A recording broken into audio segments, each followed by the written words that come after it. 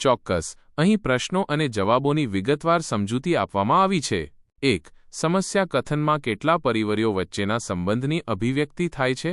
જવાબ A. 2. સમજૂતી. સમસ્યા કથનમાં બે ચલો વચ્ચેના સંબંધને વ્યક્ત કરવામાં આવે છે.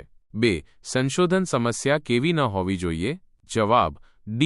A, B અને C. સમજૂતી. સંશોધન સમસ્યા અત્યધિક સામાન્ય, અસાધ્ય અને અત્યધિક વિશિષ્ટ ન હોવી જોઈએ. 3. ઉકેલી ન શકાય તેવી સમસ્યાઓનો સંબંધ મોટાભાગે નીચેનામાંથી કોની સાથે હોય છે? જવાબ C. ધર્મ. સમજૂતી. ધર્મ સાથે જોડાયેલી સમસ્યાઓ મોટાભાગે ઉકેલી શકાતી નથી. 4. સંશોધન સમસ્યાની અત્યંત વિશિષ્ટતા એ તેની અત્યંત સામાન્યતા કરતાં પણ બદતર છે એવું કયા વૈજ્ઞાનિકનું માનવું છે? જવાબ A.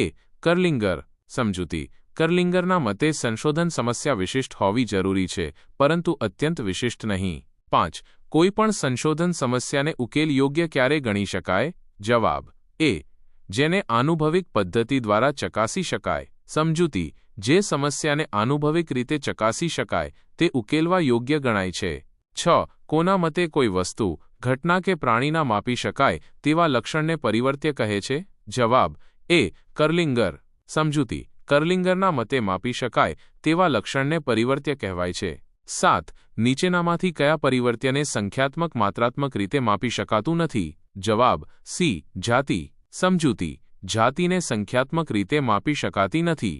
8. નીચેનામાંથી કયા પરિવર્ત્યનું સંશોધનકર્તા દ્વારા નિરીક્ષણ કરીને તેની નોંધ કરવામાં આવે છે? જવાબ B. આધારિત. સમજૂતી. આધારિત પરિવર્ત્યનું સંશોધનકર્તા નિરીક્ષણ કરે છે. 9. નીચેનામાંથી કયા પરિવર્ત્ય વિશે સંશોધનકર્તા આગાહી કરે છે? જવાબ B. આધારિત. સમજૂતી. આધારિત પરિવર્ત્ય વિશે સંશોધનકર્તા આગાહી કરે છે.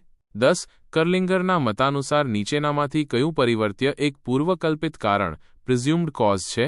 જવાબ A. સ્વતંત્ર. સમજૂતી. સ્વતંત્ર પરિવર્ત્યને પૂર્વકલ્પિત કારણ ગણવામાં આવે છે.